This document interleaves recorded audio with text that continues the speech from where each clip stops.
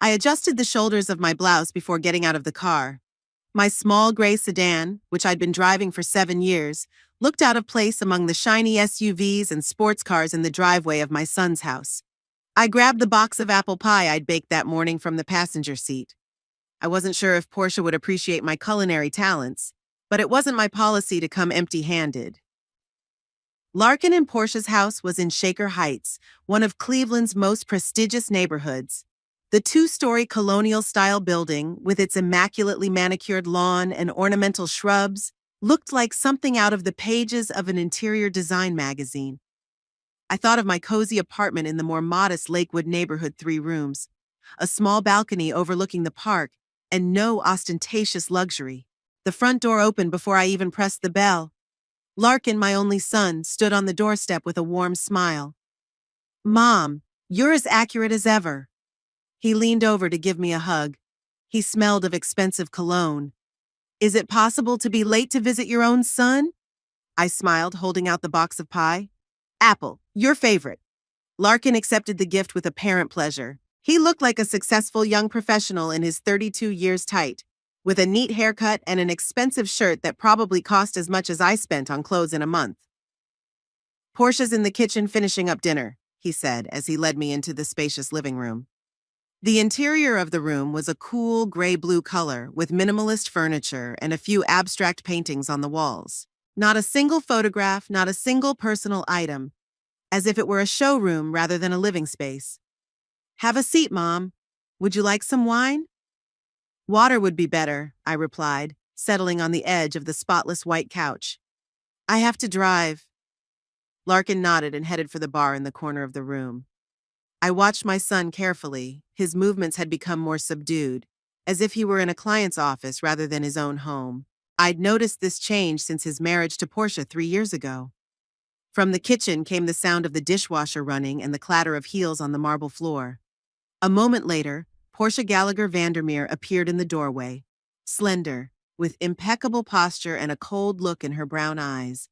Her dark hair was gathered in a tight bun that emphasized her sharp cheekbones. "Good evening, Roxy," she said with a slight smile that didn't reach her eyes. "I hope the journey wasn't tedious." "Hello, Portia. It's only 20 minutes away, so it wasn't tiring," I replied, rising to hug my sister-in-law. Portia discreetly allowed herself to be hugged, but did not respond to the embrace. I felt the tension in her shoulders. "I brought apple pie," I said, pulling back. "How nice." Portia cast a quick glance at the box in her husband's hands. "But we already have dessert. Chocolate ganache from that French pastry chef downtown." I noticed Larkin wrinkle his nose slightly. He always preferred simple homemade pastries to gourmet desserts. "We can save the pie for breakfast," he suggested, setting the box on the coffee table. Portia pressed her lips together but remained silent. Instead, she turned to me. "Larkin, pour Mom something. I have to check on the risotto." After she left, the air in the room seemed to lighten. Larkin came back with a glass of water and sat down next to me. "I'm sorry about that," he said quietly. "Portia's had a rough week at work." "It's okay."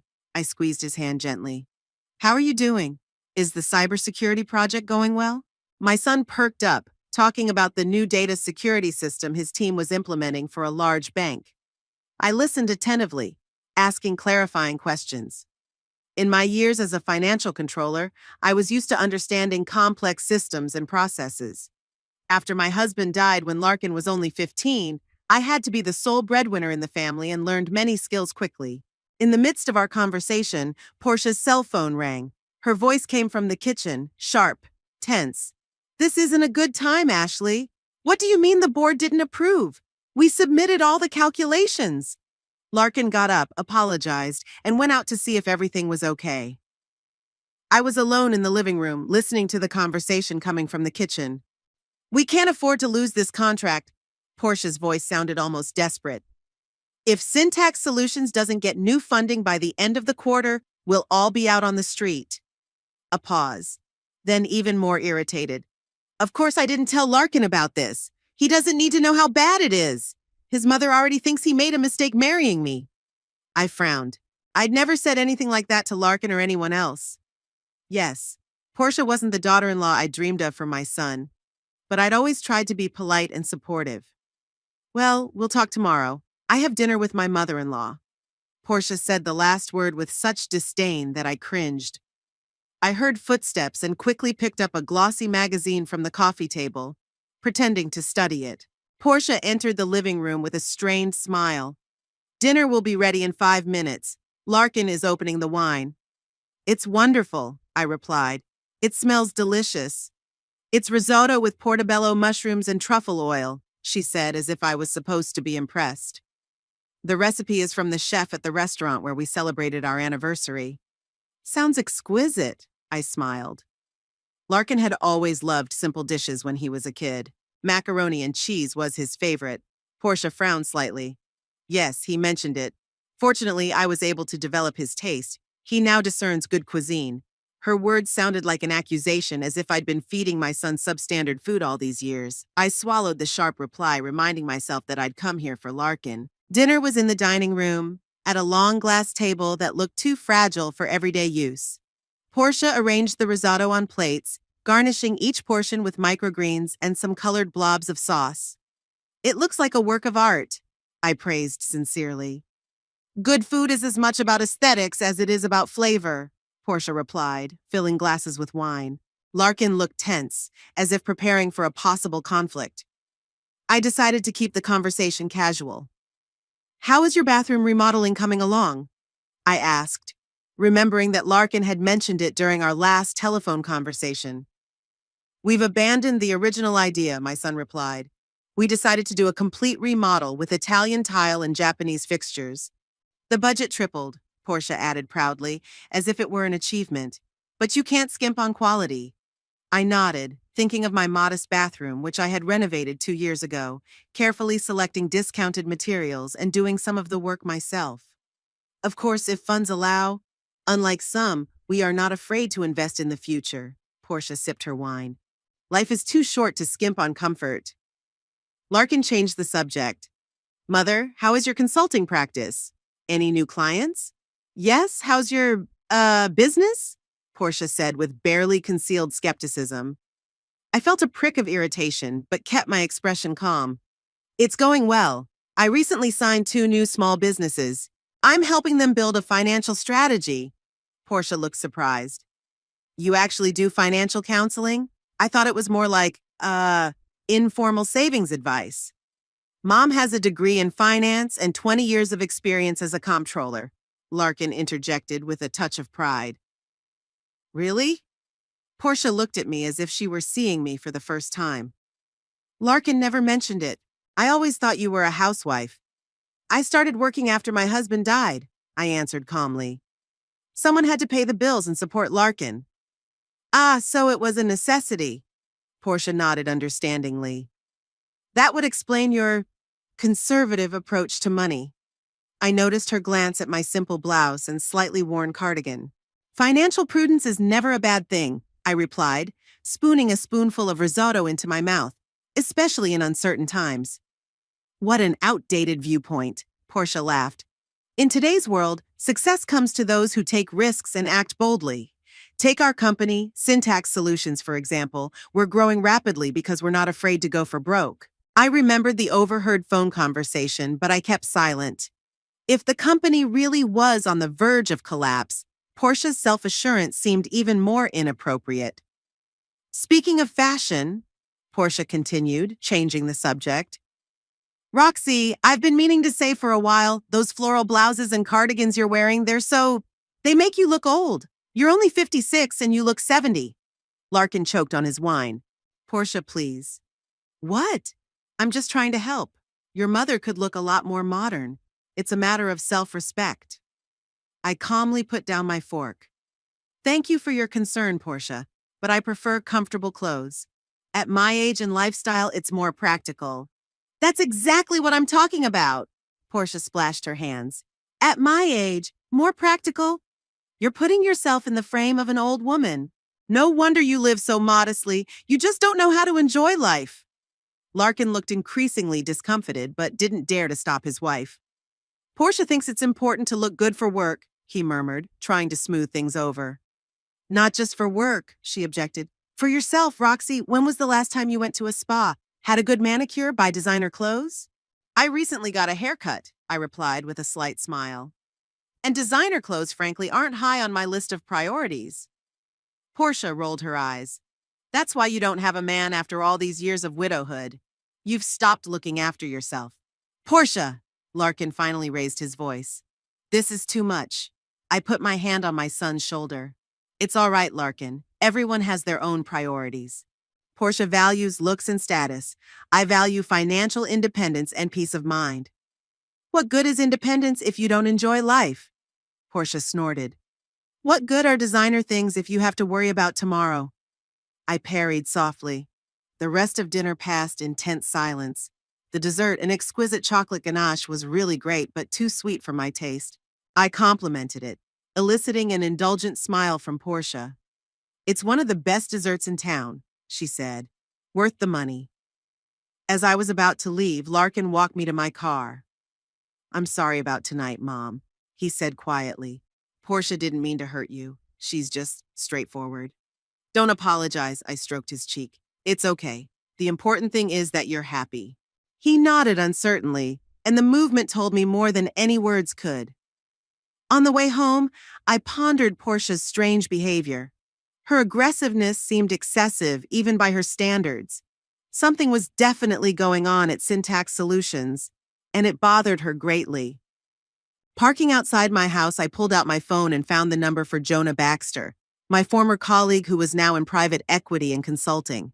If anyone could tell me about the state of affairs at Syntax Solutions, it was him. Jonah, it's Roxy Vandermeer. I'm sorry to call you so late, but I need your help. What do you know about a company called Syntax Solutions? The next morning, I woke up earlier than usual. My conversation with Jonah last night had left me with a lot of questions and one important answer. Syntax Solutions was indeed on the verge of financial collapse. Roxy, this company is a sinking ship, Jonah said in his characteristic low voice. They lost a key client 3 months ago. The stock is plummeting. Investors are panicking. I hear they're looking for a white knight, an emergency investor to inject fresh capital. I sat in the kitchen, stirring my morning coffee and going over the notes I'd taken during the conversation. Jonah had promised to send me more details today. At exactly 9 o'clock in the morning, the email arrived. Jonah was always known for his punctuality, one of the reasons we had worked well together during my career at Midwest Finance. I opened the attached files and immersed myself in the numbers. Syntax Solutions was founded 5 years ago and specialized in data analytics software. Their flagship product, the Syntax Pro Analytics platform, had won several industry awards for its innovative approach. But after the departure of their largest customer, pharmaceutical company Biomedica, their financial situation had deteriorated dramatically. I called Jonah. I need to meet you in person, I said as soon as he answered. I have an idea, but I want to discuss it in detail. I'm intrigued, I could hear the smile in his voice. 1 o'clock at the Blue Lotus? I'll be there. The Blue Lotus was a small cafe in downtown Cleveland, secluded enough for confidential conversations. I chose a table in the far corner and ordered a green tea. Jonah showed up at exactly 1 o'clock, impeccably dressed as always, in a dark gray suit. Roxy Vandermeer, he shook my hand warmly. You still look like you could blow any financial report to atoms. I smiled. Jonah was one of the few people who always valued my professionalism over looks or status. And you still wear those awful ties, I parried, nodding at his bright blue, finely patterned tie. He laughed and sat down across from me.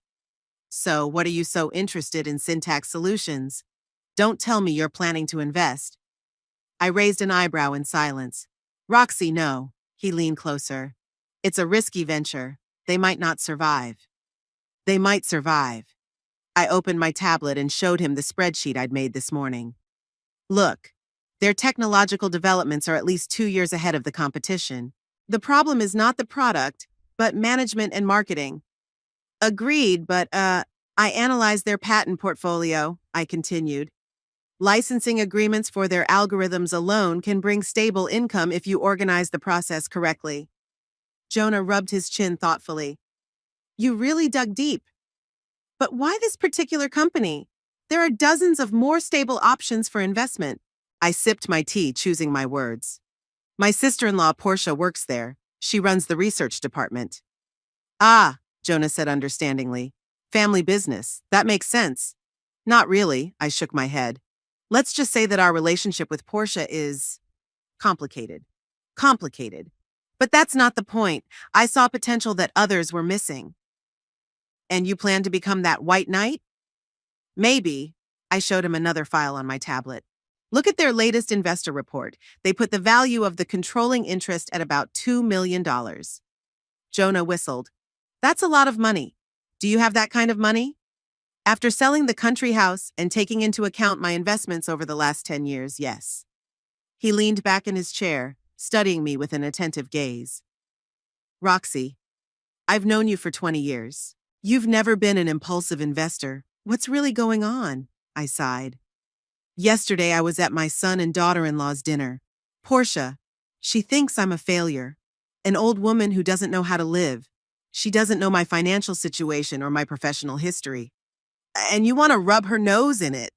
Jonah nodded understandingly. But $2 million is too high a price to pay for a moment's satisfaction. It's not just that, I argued. I do see potential in the company.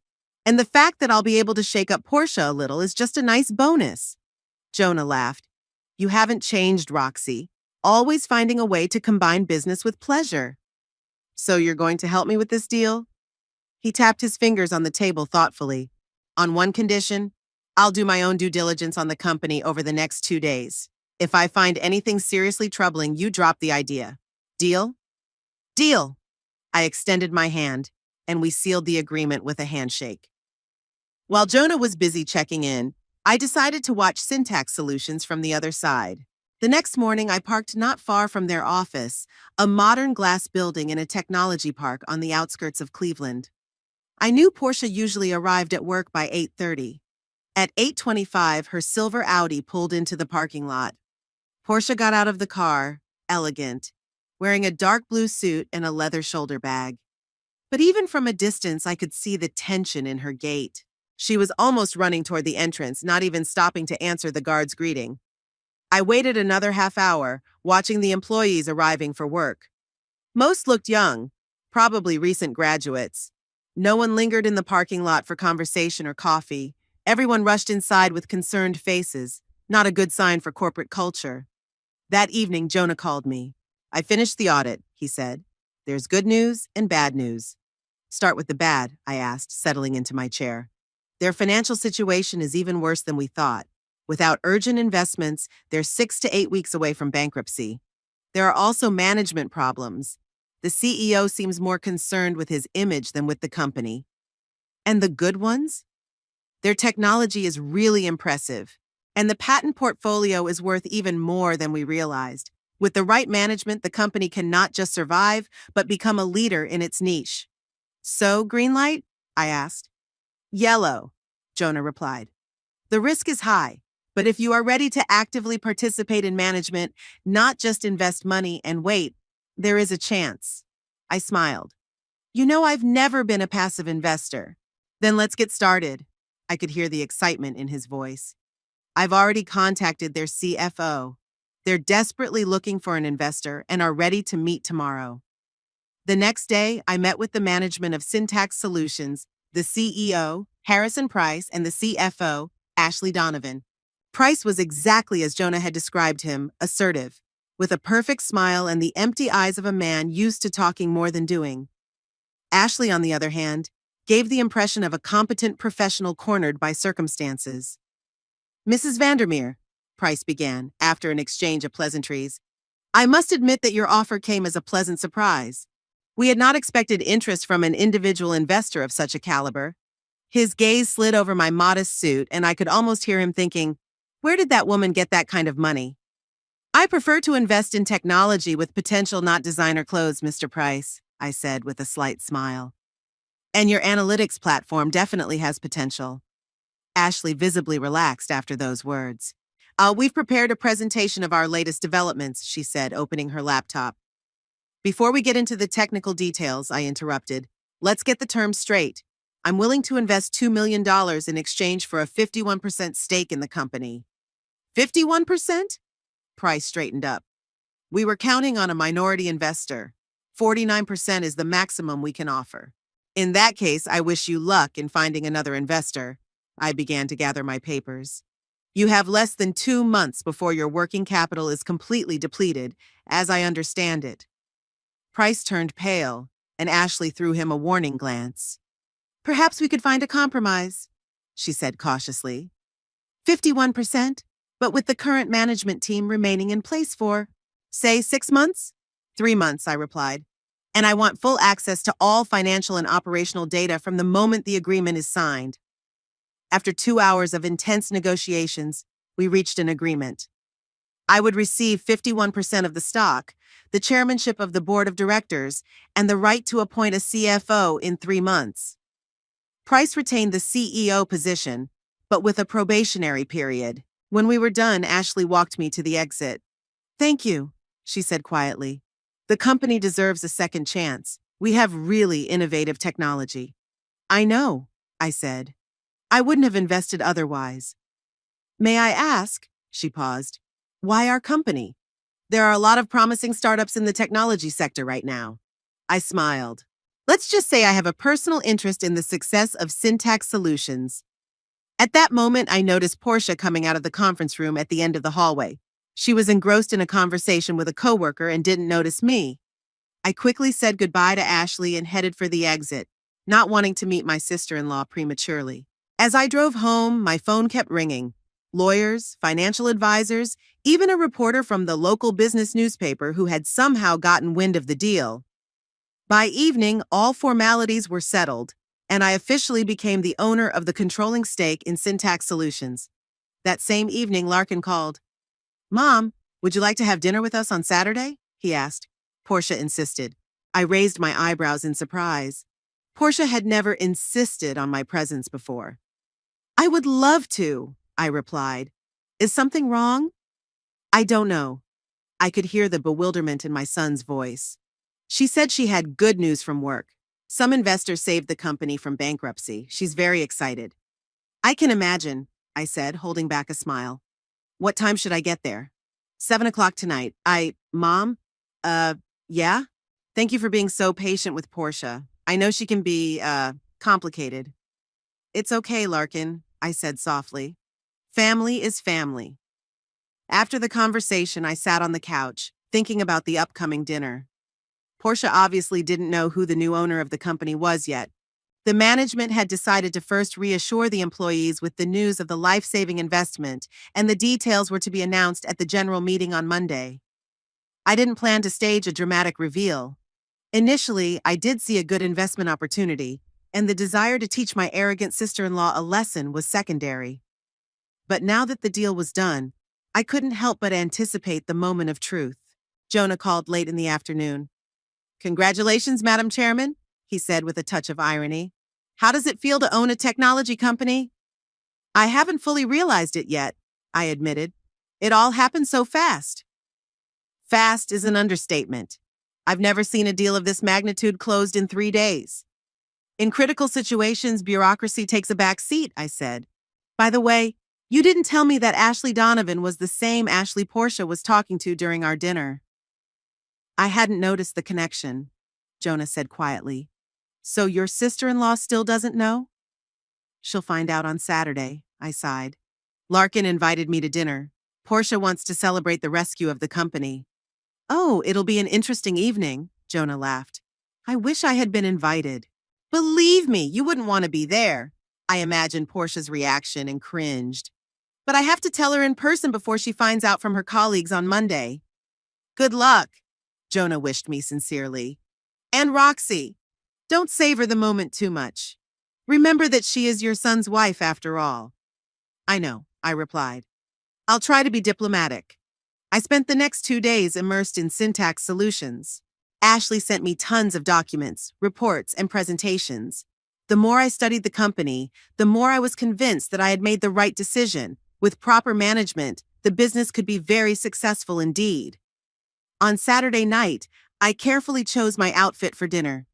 Usually I didn't pay much attention to clothes, but tonight was a special occasion. In the end, I settled on an elegant navy blue suit that I had bought for important client meetings, Quite conservative, but impeccably cut and made of quality fabric. On the way to my son's house, I mentally rehearsed my conversation with Portia. I didn't want triumph or revenge, just mutual respect. But I also realized that Portia's pride would be seriously hurt, and I prepared for a violent reaction. As I parked in front of their house, I noticed that Portia's car was in the driveway, which meant she was home, not working late as she usually did on Saturdays. I took a deep breath, grabbed the bottle of champagne I'd brought for the celebration, and headed for the front door. It was going to be an interesting evening. Larkin opened the door before I could ring the bell, his face lit up with genuine joy. "Mom!" He gave me a big hug. "I'm glad you could make it. How could I miss a family dinner?" I smiled as I handed him a bottle of champagne. "To celebrate, I understand." "Oh, yes." Larkin took the bottle, examining the label. "Veuve Clicquot?" "Wow, Mother, you're generous." "A special occasion calls for a special champagne," I replied, walking into the living room. The interior of the house looked even more immaculate than last time. Not a speck of dust, not a single thing out of place. I wondered how much time and effort Portia put into maintaining that perfect order. "Portia's still changing," Larkin said, setting the bottle on the bar. "She got a temporary promotion to Deputy Director of Research today. Not exactly what she'd hoped for, but still a good sign, especially after all the problems in the company." "Congratulations," I said, feeling slightly guilty. I knew this promotion was just a way to keep key employees on board until the new investor came on board. She must be very pleased. "I'll say," Larkin smiled broadly. "I haven't seen her so enthusiastic in a long time. You know, the last few months have been very difficult for her. The constant stress, the uncertainty." "I can imagine." I nodded, thinking about the Syntax Solutions financials I'd been studying for the past 2 days. "She didn't show it, but I know she was afraid of losing her job," Larkin continued, lowering his voice. "And with our mortgage and loans." He stopped talking when he heard the sound of footsteps on the stairs. Portia was coming down, dressed in an elegant black dress with emerald earrings that I was sure cost at least a month's salary for a Syntax Solutions employee. "Roxy." She gave me a smile, almost genuine this time. "Thank you for coming to our little celebration." I stepped up to meet her. "Congratulations on your promotion, Portia. Larkin tells me you have good news." "Oh, it's just the beginning." She waved her hand with the look of someone confident of her bright future. "Some big investor has bought the company. The details will be announced on Monday, but I've already been promoted. I think the new management appreciated my contribution." I held back a smile. "I'm sure you deserve it." "Absolutely," she nodded. "I practically single-handedly pulled off the last research project. Without me, the company would have collapsed long ago." Larkin served us aperitif glasses of white wine. "To Portia's success," he toasted. We clinked glasses, and I noticed that my sister-in-law took a big sip, as if she needed to calm her nerves. "Dinner is almost ready," she said. "I made roast veal with truffle sauce. Larkin, please check the oven." My son obediently went to the kitchen, leaving us alone. "So," Portia sat down on the edge of the couch, crossing her legs elegantly. "How are you doing, Roxy? Still consulting with those small firms?" "Yes," I answered calmly. "Business is good. Got some new clients." "That's great." She smiled indulgently. "You know, I always thought it was important to stay active at our age. At least you're not sitting at home staring at the TV like a lot of people in your position." I suppressed a sigh. Even in her supposed triumph, Portia couldn't resist making condescending comments. "In my position?" I interjected. "Well, you know," she made a vague gesture with her hand. "A woman of age, living alone without a serious career." "What do you consider a serious career, Portia?" She straightened up, clearly pleased with the opportunity to talk about herself. "A real career is when you hold a key position in a significant company. When your decisions affect the business, the people, the market. That's what I'm doing at Syntax Solutions. We're creating the future of data analytics." "That sounds impressive," I nodded. "It is." She perked up even more. "You know, a lot of men in our industry still think that a woman can't be a true leader in technology. But I'm proving otherwise every day." "And the new investor?" I asked cautiously. "Do you know anything about him?" Portia wrinkled her nose. "Not yet, no, just rumors. They say he's some Wall Street financier. I hope he understands the value of innovation and won't just squeeze money out of the company. Larkin's back from the kitchen. Dinner's ready. We can sit at the table. We moved into the dining room where a table was set with expensive china and crystal. I noticed that Portia had taken out her best set, not the one I'd used on my last visit. It looks great, I complimented as Larkin placed the roast on the plates. It's a recipe from the chef at Le Bernardin, Portia said. I was there for a conference last year. It's hard to make, but for special occasions it's worth the effort. The food was indeed superb. Tender veal in an exquisite sauce, perfectly cooked vegetables. I sincerely praised my sister-in-law's culinary talents. Oh, it's nothing, she dismissed it, but I could see that she was pleased with the praise. When you have good taste, it's natural to cook well. Have you ever thought about a career in cooking? I asked. You clearly have a talent for it. Portia snorted. Why would I want to be a chef when I can run a technology company? Cooking is a hobby, nothing more. Real success is measured in influence and money. Larkin looked a little embarrassed. Portia is very ambitious, he said, as if apologizing. That's one of the reasons I fell in love with her. Ambition is a good thing, I agreed, as long as it's backed up by real accomplishments. Oh, I'm fine with that. Portia reached for the bottle of red wine and filled her glass. Unlike some, I don't settle for less. I ignored the stiletto. Tell me more about your promotion. What new responsibilities will you have? Portia was clearly excited about the opportunity to brag. I'll oversee all of the company's research projects, not just my department. That means more responsibility, more influence on product strategy, and of course, a higher salary. She paused to sip her wine. I'm already thinking about a new car, maybe a Porsche or a Maserati. Larkin choked up. Honey, we said we had to take care of the mortgage first. Larkin, don't be so down to earth, she interrupted him. My promotion is just the beginning. In a year, I could be director of research and development. That's a whole other level of income.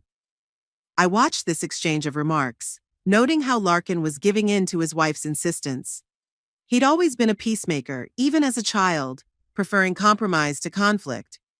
But now that trait had turned into a lack of willpower, and it worried me. What if the new leadership wanted to bring in their own team? I asked, taking a sip of wine. It happens a lot when there's a change in ownership. A shadow of worry ran across Portia's face, but she quickly pulled herself together.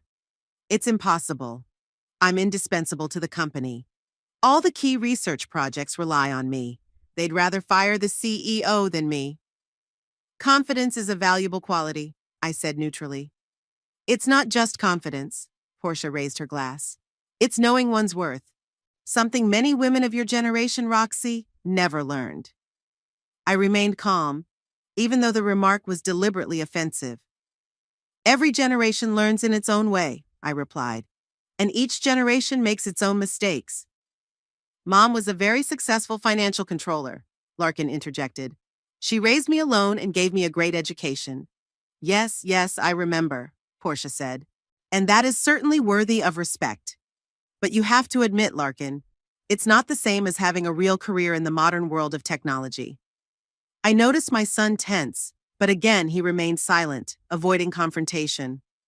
Portia, however, fueled by the wine and her own self-confidence, continued. You know, Roxy, when you're ready to step out of your comfort zone, I could introduce you to our new investor. He might have some sort of consulting role for someone with your experience, something part-time so you don't overwork yourself. I could barely contain my laughter. That's very, thoughtful of you, Portia. I just want to help. She shrugged with the look of someone doing a favor. After all, you are Larkin's mother. I'd like you to have a taste of real success too, even if it's in the twilight of your career. Larkin looked increasingly uncomfortable. Why don't we move on to dessert? He suggested, clearly trying to change the subject. Of course, darling, Portia rose. But as she turned toward the kitchen, she caught her wine glass with her sleeve. The glass tipped over, the dark red liquid spilling over the white tablecloth and dripping onto the floor. Shit! Portia exclaimed, looking at the spilling stain. That's my favorite Egyptian cotton tablecloth. She rushed to the kitchen and returned with paper towels, which she used to blot the tablecloth. The wine's already soaked in, she muttered irritably. Now I'll have to have it dry cleaned. I can help, I offered, standing up. No, no, no, sit, Portia said. It's just. She noticed a drop of wine on the floor. Larkin, get a damp cloth from the kitchen. My son obediently went to perform the task while Portia continued to struggle unsuccessfully with the stain on the tablecloth. Her perfect evening was ruined, and I could see her irritation growing. Larkin returned with a damp cloth. Here, dear. Portia snatched the rag, but instead of tackling the floor, she continued rubbing the tablecloth, growing more and more nervous. Shit, shit, shit. It won't come off. You need to sprinkle salt on it to soak it up, I suggested. And then soak it in cold water and vinegar. Portia turned to me sharply. If I wanted advice on housekeeping, I'd ask for it. Larkin put his hand on her shoulder. Portia, Mom is just trying to help. She doesn't need help with advice, she snapped back. Let her do something useful. She threw a wet rag in my direction. The rag hit my chest and fell to my knees, leaving a wet stain on my suit. Wipe the floor, maid, Portia blurted out. You'll do some good. There was a shocked silence. Larkin stared at his wife with his mouth open, clearly unable to believe his ears. Then, as if trying to break the unbearable tension, he chuckled nervously. Portia, what are you? He began, but stopped, not knowing how to respond to such blatant rudeness. I slowly lifted the rag from my lap, feeling everyone's eyes on me. Time seemed to slow down. I could have responded harshly. I could have gotten up and walked away. I could have made a scene. But instead, I calmly put the rag on the table and looked straight into my sister-in-law's eyes. Portia, I said quietly but firmly, I don't think you quite understand the situation. What is there to understand? She snorted, still filled with anger. You've ruined my holiday party with your advice, and yesterday I bought a controlling interest in Syntax Solutions. I interrupted her, keeping my tone calm. 51%. That makes me the majority owner and, in effect, your employer. Portia froze with her mouth open. The color slowly receded from her face. What? She whispered. Is this some kind of a joke? No, it's not a joke. I pulled a folder out of my bag and placed it on the table. Here's a copy of the agreement. You can check it out for yourself. As of Monday, I'm officially chairman of Syntax Solutions. Larkin looked stunned. Mom, how did you? He stammered, unable to formulate a question. $2 million to buy a controlling interest. I looked at my son. I'm well invested, Larkin, and I've always been frugal. Portia grabbed the folder with trembling hands and began frantically going through the documents. It's impossible, she muttered. Impossible. But the further she read, the more she realized it was true. I watched her face alternate between shock, disbelief, and finally horror. Why? She finally squeezed out. Why did you do it? Syntax Solutions is a promising company with great technology but poor management, I replied. It's a good investment. But why my company? Portia sounded desperate. Of all the technology firms? I found out about Syntax Solutions problems by chance during our last dinner, I explained. I decided to look into it and saw the potential. Believe me, it was a business decision. A business decision, she repeated in a hollow voice, slumping back in her chair. You're my boss now. Technically, yes, I nodded. Though the director of research and development will be your direct supervisor. But you can fire me. Portia looked up at me, lost in thought. At any time. I could, I agreed, but I'm not going to, at least not without a good reason. Larkin finally found his voice. Mother, why didn't you tell us? I was going to tell you today, I replied. But I planned to do it a little differently. Before she threw the rag at you and called you a maid, Larkin glanced at his wife, who sat with her head down. Yes, I confirmed. That's about right.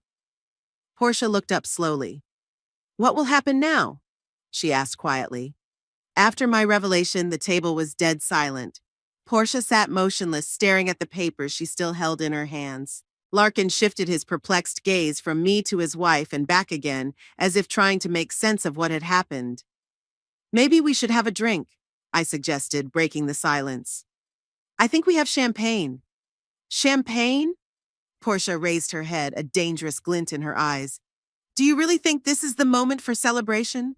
Not for a celebration, I replied calmly. for a serious conversation. Alcohol can sometimes help relieve tension. Tension?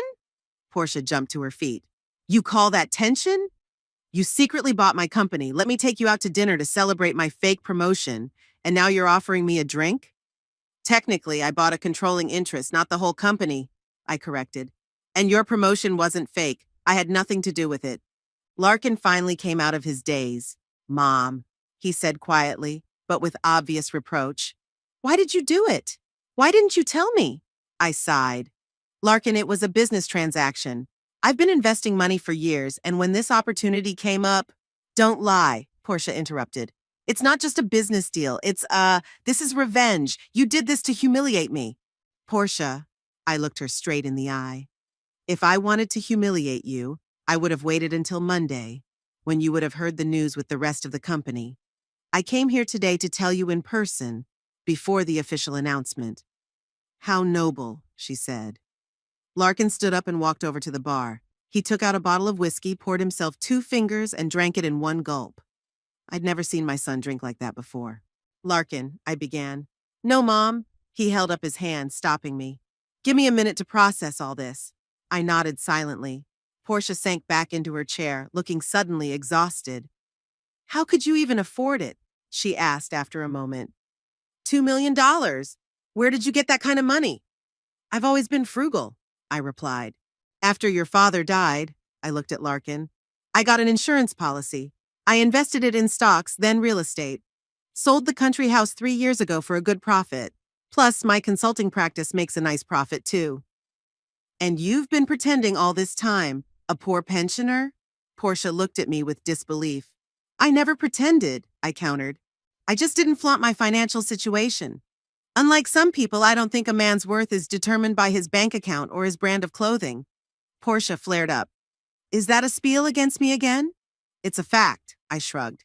You yourself have repeatedly commented on my closet, my lifestyle, my inability to live. You thought I was a failure just because I didn't brag about my accomplishments. Larkin poured more whiskey, this time for himself and his wife. Mother, he said, handing the glass to Portia. I realize that Portia can sometimes be harsh, but to buy her company— Our company, Portia corrected her automatically. That seems excessive, Larkin finished, as if you'd been waiting for the moment. I didn't wait, I shook my head. It all happened so fast. After our last dinner, I overheard Portia talking about the problems at Syntax Solutions. Then I called Jonah, an old colleague of mine who now works as an investment consultant. He looked into the company and said that despite the financial difficulties, it had excellent technology potential. It was a good investment opportunity. And the fact that it was a Portia company had no bearing on your decision? Larkin asked skeptically. I thought for a moment. Of course it did, I admitted honestly. I wouldn't have known about the situation if it hadn't been for your invitation to dinner. And yes, I was hurt by some of Portia's comments that evening, but the main reason was still a business decision. Portia took a swig of whiskey and grimaced. What now? She asked. Will you fire me? Are you going to take revenge for all my insults? No, I answered firmly. As I said, I'm not going to fire you. On the contrary, I want you to continue directing research projects. By all reports, you're really competent. By all reports? Portia grinned bitterly. What, were you testing me? I was researching the company before the investment, I explained. Your name was mentioned in several reports in a positive light, especially your work on a machine learning project for predictive analytics. Portia looked surprised that I knew such details. And you're really not going to fire me, even after— She glanced at the rag still on the table. Even after you called me a maid and threw a rag at me? I smiled. I don't mix personal and business, but there is a condition. What is it? She asked tensely. Total transparency in project management. No hiding of problems, no embellishing of results. Honest reports, even if the news is bad. Portia nodded slowly. I can work with that, she said discreetly. I've always been in favor of transparency. It's just that the previous management preferred a more optimistic presentation. I know, I nodded. That's why the company was on the verge of bankruptcy. Larkin seemed to be finally beginning to make sense of the situation. So you really saved Portia's company from going under? Yes, I confirmed. Without the emergency investment, Syntax Solutions would have gone bankrupt within 2 months. All employees, including Portia, would have lost their jobs. Portia looked like she'd been punched. 2 months? She whispered. We were told that the situation was difficult, but not catastrophic. A classic tactic of troubled companies, I explained, hiding the real state of affairs until the last minute, so as not to cause panic among employees and investors. Larkin approached his wife and put his hand on her shoulder. So Mom actually saved your career. Portia tensed, clearly struggling with conflicting emotions.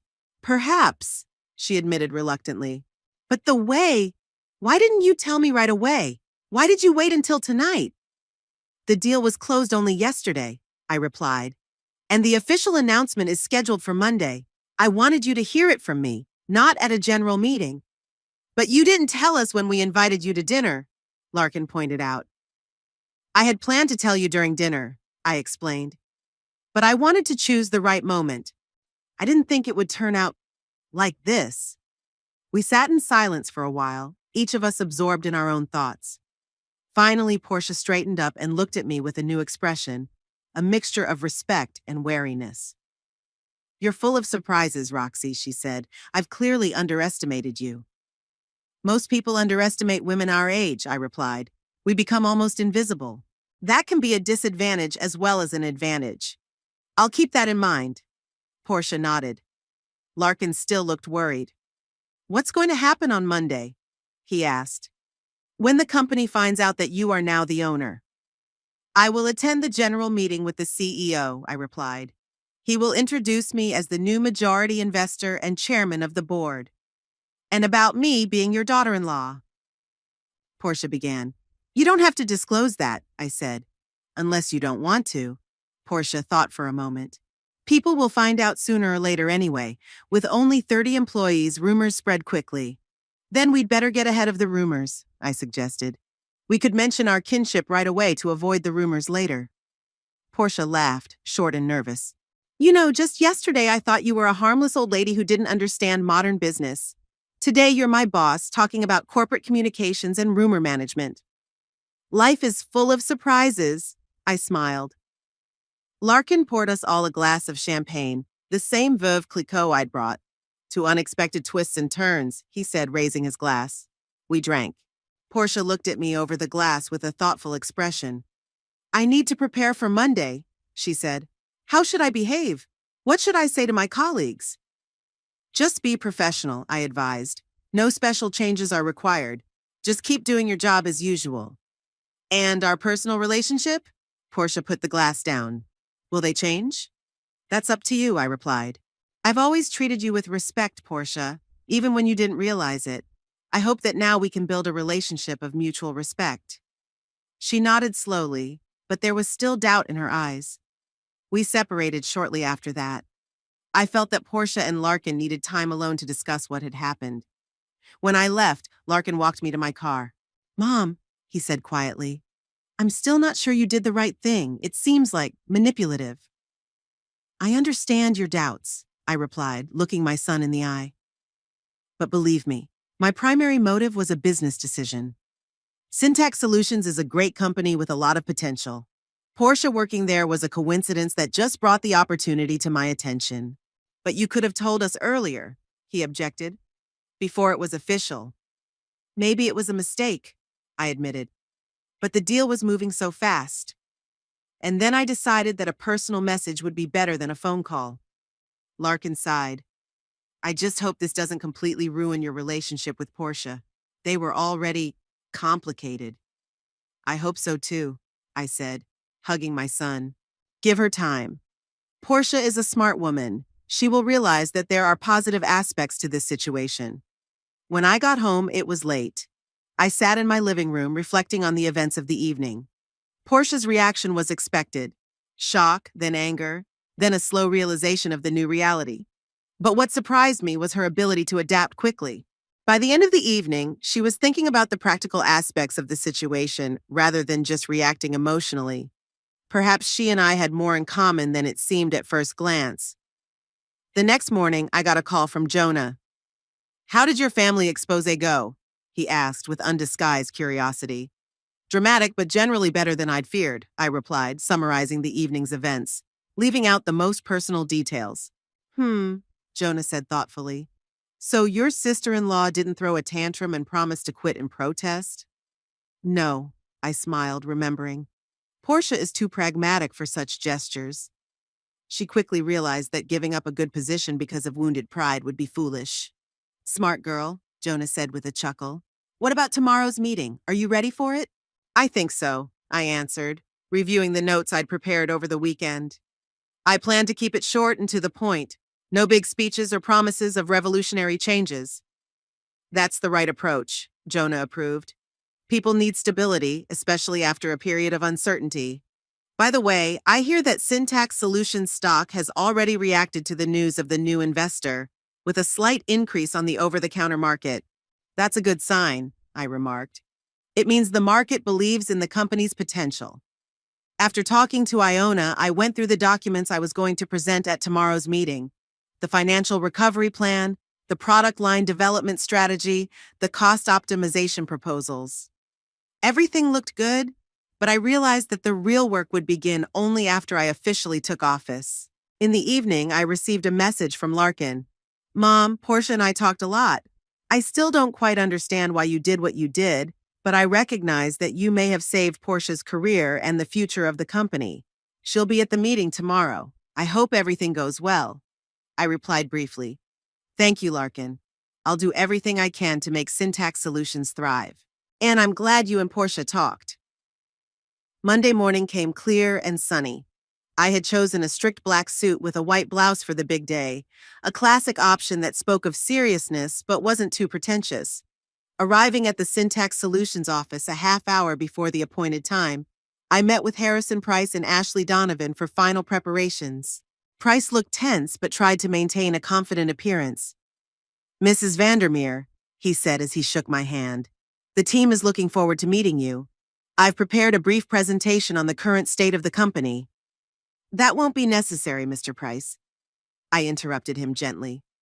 I have already thoroughly reviewed all aspects of the business.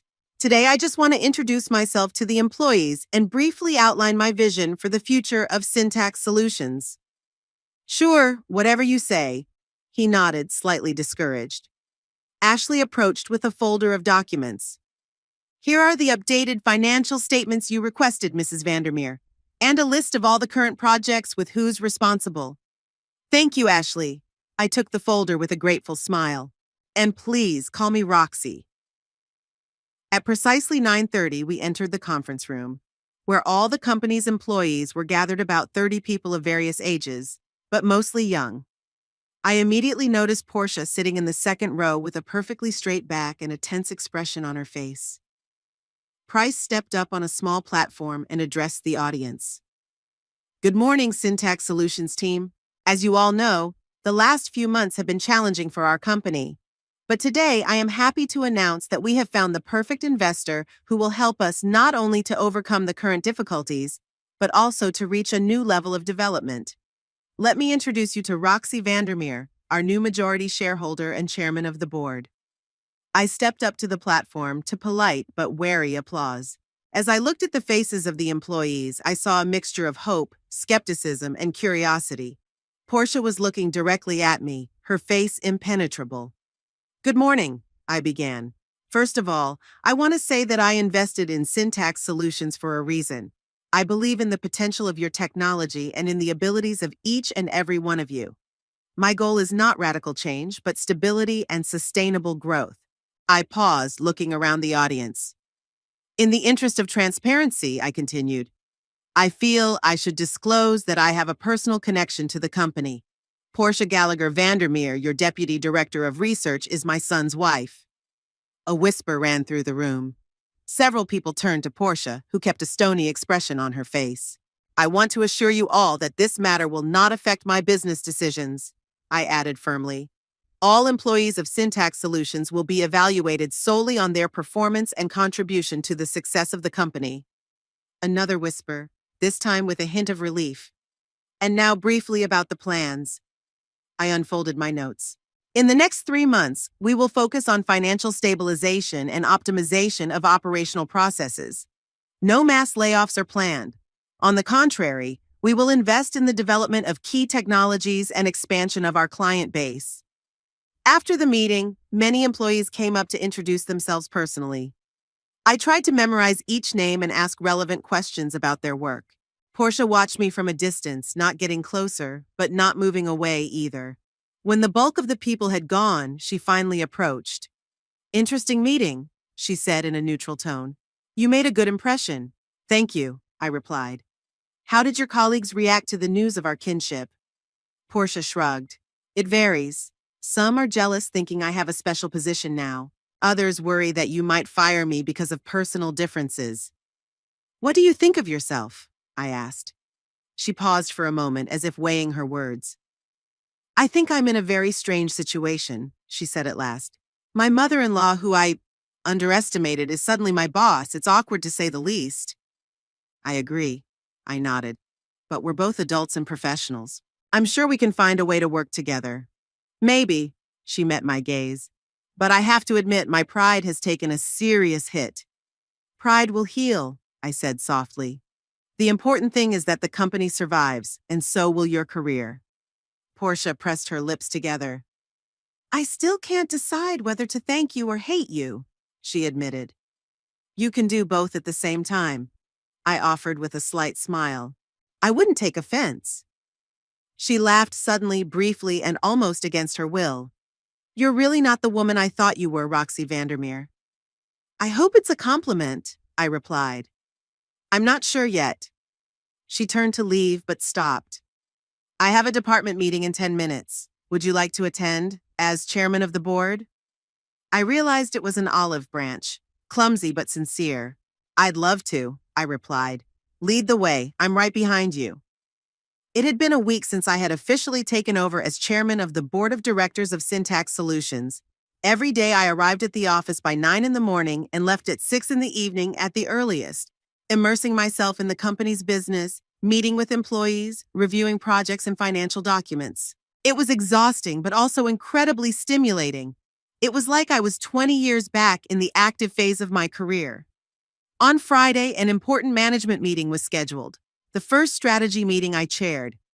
I arrived at the office earlier than usual to prepare. The spacious conference room on the top floor of the building was already prepared. A long table with water bottles and notepads, a large screen for presentations. Ashley Donovan, CFO, entered first, carrying the traditional folder of documents and a clipboard. "Good morning, Roxy," she smiled. "We've developed a good working rapport over the past week." Ashley was proving to be a competent financier wedded to incompetent management. "Morning, Ashley," I nodded. "Ready for the battle tonight?" She grinned, understanding the metaphor. Harrison Price, still the CEO, had resisted most of the proposed changes. "Always," she replied, unfolding the documents. "I have prepared updated cash flow projections to take into account your restructuring plan. The numbers speak for themselves." Gradually, the room filled with department heads, director of technology, director of marketing, director of sales, all with a wary and expectant look on their faces. Portia came penultimate, looking impeccable in an austere navy blue suit. She nodded to me demurely, but without obvious hostility, and took a seat across from me. Over the past week, our interactions had been strictly professional.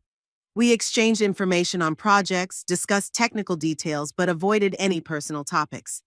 The other employees seemed to have gotten used to our unusual relationship status and treated it as an amusing fact, nothing more. At exactly 10 o'clock, Harrison Price entered the room, impeccably dressed, with a perfect smile and impenetrable gaze. "Good morning, team," he said, taking a seat at the head of the table. "We have a busy agenda, so I suggest we get started without delay." I noted that he didn't address me directly, a small act of passive aggression that I decided to ignore for now. "The first item on the agenda is last quarter's financial results and the outlook for the current quarter," Price continued. "Ashley, please." Ashley began her presentation, showing graphs and tables with financial figures. The picture was disappointing. A sharp drop in revenues after the loss of a key client, rising expenses, declining profitability. However, the final slides prepared after my investment showed the prospects for recovery. As you can see, Ashley concluded, thanks to the capital injection, we have been able to stabilize, but structural changes are needed to achieve sustainable growth. Thank you, Ashley, Price nodded. Now for the marketing strategy. Jeremy, the marketing director, a young man with a fashionable beard, began his presentation, but I interrupted him gently. Before we get to marketing, I'd like to discuss the financial results in more detail. Price looked annoyed. We can come back to the financials later, but for now, I think the financials are the foundation of everything else, I said calmly but firmly. Jeremy, if I may? The marketing director nodded, clearly uncomfortable with the situation. I opened my laptop and displayed my own presentation. Over the past week, I've done a detailed analysis of the company's financial flows over the past 2 years, I began, showing the first slide with a graph. As you can see, the problem started long before we lost Biomedica as a client. The cost structure became inefficient about 18 months ago. As I continued my presentation, detailing the weaknesses in the company's financial management, I noticed the facial expressions of those present changing. Disbelief was replaced by surprise, then interest. Price sat stony-faced. Portia listened attentively, taking notes.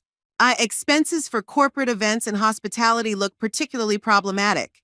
I displayed a detailed table on the screen. They've increased by 120% in the last year, while the return on that investment is not obvious. For example, the Las Vegas conference cost the company almost $100,000, but it didn't result in a single new deal. Price fidgeted in his chair. That conference was important to our image, he argued. We showed the market that Syntax Solutions is a serious player. Serious players don't spend money without return, I countered, especially when the company is teetering on the brink of bankruptcy. There was a tense silence in the room. I continued, my goal is not to criticize past decisions, but to learn from them. Therefore, I am proposing a financial restructuring plan that includes cutting unproductive costs, optimizing staffing levels, and reallocating resources to research and development. I moved on to the next slides, explaining each point of the plan in detail. When I finished, Ashley was the first to break the silence. This plan looks very thoughtful. I especially like the idea of redirecting funds from marketing activities to research projects. Our strength has always been technology, not PR. I'd like to disagree, Jeremy interjected. Marketing is critical to attracting new customers. I agree, I nodded. But effective marketing doesn't necessarily mean expensive conferences and full-page ads. Sometimes point efforts that target specific audiences work better.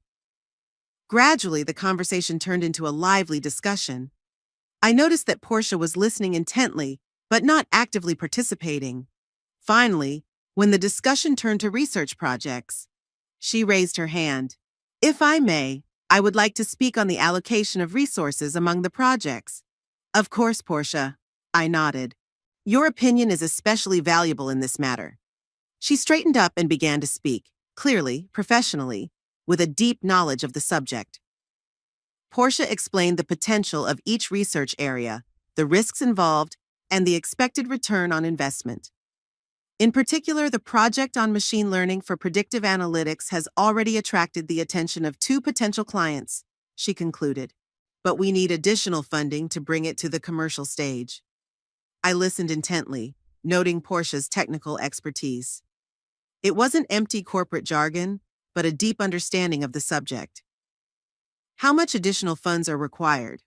I asked. We estimate about $300,000 for the next 6 months, she replied. That will allow us to hire 2 more developers and purchase the necessary equipment. I made a note in my notebook. That sounds reasonable. I think we can find those funds if we reallocate the budget according to the proposed plan. Portia looked surprised at my quick agreement. Price frowned. We can't just rearrange the budget. There are approved plans, commitments, which brought the company to the brink of bankruptcy, I reminded him gently. Harrison, I understand your concern. But as a majority shareholder, I have the right and obligation to make decisions that I believe are best for the company. Price pressed his lips together but remained silent. The meeting continued, and we discussed several other important issues. including our strategy for attracting new customers and our plans for product line development. By the end of the meeting, several key decisions were made. A financial restructuring plan was approved. Resources were reallocated in favor of promising research projects, and a working group was formed to find new clients. When the meeting was over and people began to leave, I noticed that Portia was lingering, gathering her papers more slowly than usual. When it was just the two of us, she looked up. "Can I talk to you unofficially?" "Sure," I nodded, closing my laptop. "Here, or do you prefer another place?" "Maybe the cafe on the first floor?" she suggested. "There shouldn't be many people there right now." We went down to a small cafe in the lobby of the building. Portia got an espresso, I got a green tea. We sat down at a table in the far corner, away from the other customers.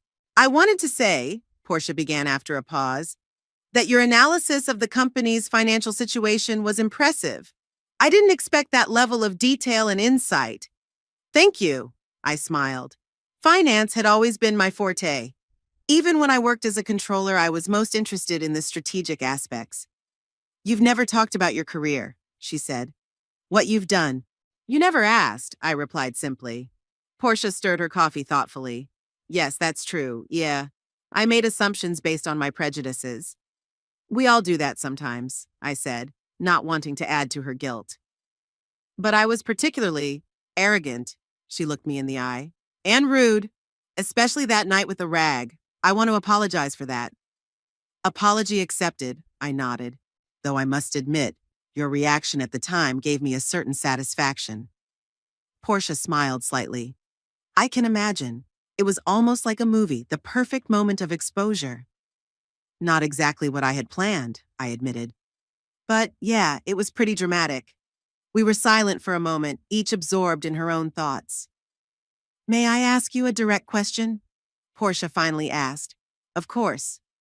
"Did you buy Syntax Solutions just because of the business potential, or was it partly to revenge for my treatment of you?" I pondered, deciding that absolute honesty was more important than diplomacy at this point.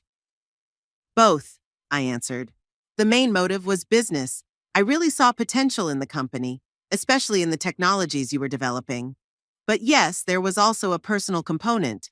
Not so much revenge, but a desire to prove that I shouldn't be written off because of my age or conservative style of dress." Portia nodded, accepting the answer. "Fair enough. And to be honest, you've really taught me a lesson. I've always prided myself on not judging people based on looks or gender, on fighting stereotypes. But in doing so, I've stereotyped you as the typical, outdated mother-in-law." "Prejudices come in many forms," I said.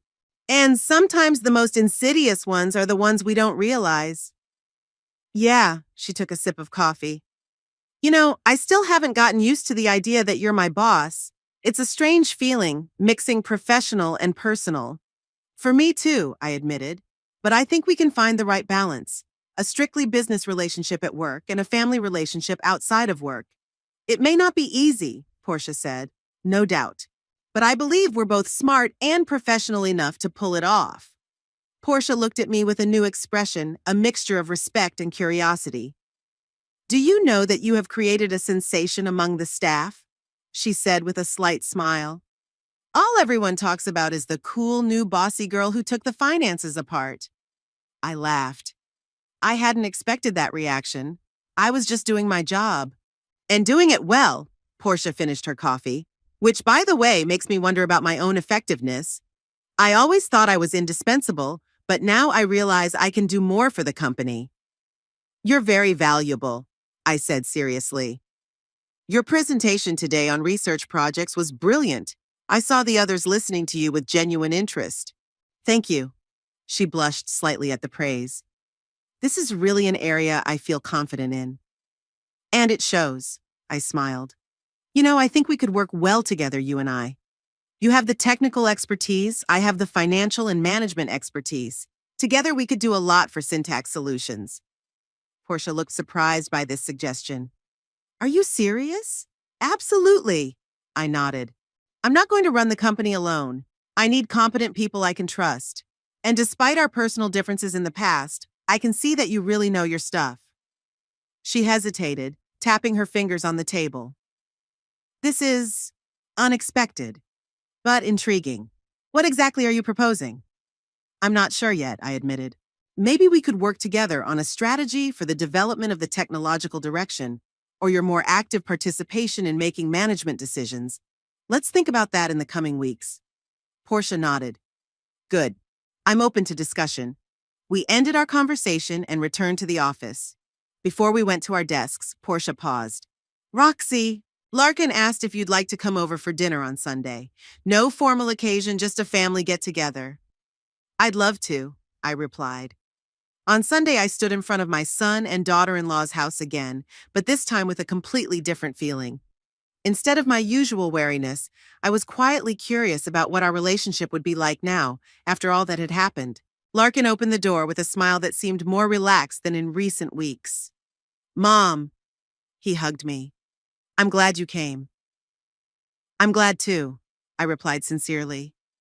In the living room, Portia was arranging glasses for an aperitif. She was dressed simpler than usual, jeans and a loose blouse instead of her usual designer outfits. Roxy, she nodded. Welcome. I noticed that there were new details in the room. A few family photos on the shelves, including one of Larkin with me at my college graduation. Thanks for the invitation, I said, holding out a bottle of wine, a simple but good red this time. I hope it will go well with dinner. Perfect. Portia took the bottle, studying the label with an interested look rather than her usual condescension. I've cooked steaks. This wine will be the perfect accompaniment. Larkin looked surprisingly happy as he watched our polite exchange of remarks. How are things going at the company? He asked, pouring wine into glasses. Slowly but surely, I replied. It's a lot of work, but there's progress. Your mother is revolutionizing, Portia added with a slight smile. She's shaking up outdated processes, making people think in new ways. Don't exaggerate, I shook my head. I'm just trying to clean up finances and processes. And you're doing it quite effectively, Portia raised her glass. To new beginnings? We clinked glasses. Larkin looked at us with an expression of incredulous happiness, as if he couldn't believe that the two most important women in his life had finally found common ground. I'm so glad you... He hesitated for words. Not trying to kill each other? Portia suggested ironically. We all laughed, and the tension that still hung in the air eased considerably. Over dinner, we talked about work, about future plans, even broached the subject of possible family expansion, a topic Portia had categorically avoided before. We're thinking maybe in a year or two, she said, glancing at Larkin. When the company has stabilized and my career is more certain. That sounds reasonable, I nodded. Planning is important. Exactly, Portia agreed. I've always appreciated a good strategy, in business or in life. As we finished dinner and moved on to dessert, a homemade apple pie, which Portia, to my surprise, had baked herself, I realized that our relationship had really changed. It wasn't a perfect fairy tale reconciliation. There were still differences in our views and approaches to life. But there was a mutual respect that had been missing before. Larkin seemed happier than I'd seen him in years. He no longer tried to be a buffer between us, no longer tried to anticipate and smooth over potential conflicts. Instead, he freely participated in the conversation, voicing his own opinions without fear of his wife's or his mother's reaction. When I was about to leave, Portia walked me to the door while Larkin cleared the table. It was nice, she said, and I realized it was a sincere acknowledgement. Thank you for coming. Thank you for inviting me, I replied. And for the pie. It was really good. My grandmother's recipe, she smiled slightly. Maybe next time you could show me how you make yours? Larkin always says your apple pie is the best in the world. The offer, a small gesture but significant in the context of our past relationship, touched me. I'd love to, I said. We didn't hug goodbye. We hadn't yet reached that level of intimacy. But Portia held out her hand, and I shook it, firmly, like a business partner, but with a warmth that spoke of something more. As I drove home, I thought about the strange turn of events that had brought us to this moment. The controlling interest in Syntax Solutions was not only a good investment for me, but also a catalyst for change in our family relationship. There was still a lot of work ahead, both in the company and in building a really good relationship with my daughter-in-law. But now we had a foundation of mutual respect on which to build. And the rag thrown in her face was now just a funny family story that we might be telling with laughter many years from now.